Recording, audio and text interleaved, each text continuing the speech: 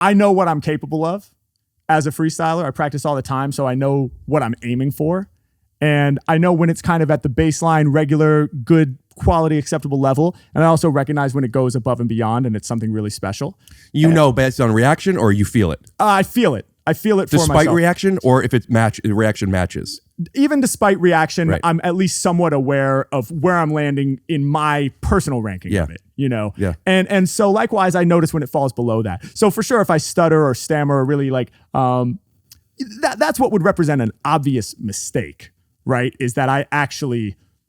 It's interesting that you say that. Words. You're for those that don't know, I'm sure everybody does. You're a jazz musician. Yes. Study jazz. Where'd you go? USC? USC, yep.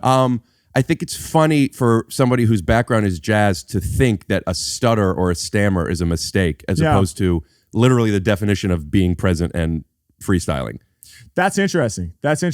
Yeah, I'm you know what? I'm obsessed with like I said, I'm obsessed with practice, and I'm trying to smooth the edges as much as possible. Right.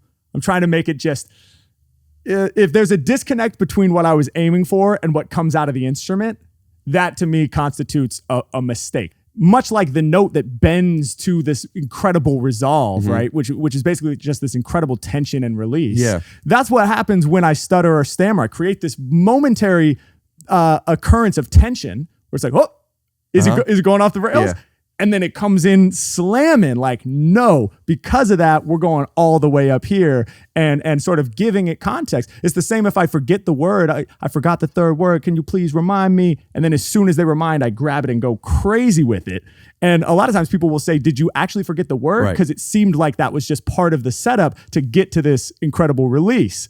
You know, and so, yeah, I mean, the more we talk about it, man, you're making a great point. I'm not sure that I could even really categorize it as a mistake, but I do think so much training with this sort of target word rhyming or setup punchline. Target, turd, and timing.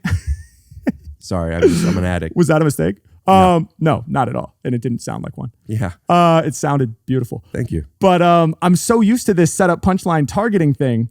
And I'm so used to being half a bar ahead of what I'm speaking and sort of pre-composing almost, even though it's just momentarily ahead of when I'm saying it, that that pre-composition has sort of, over time, started to feel like the script.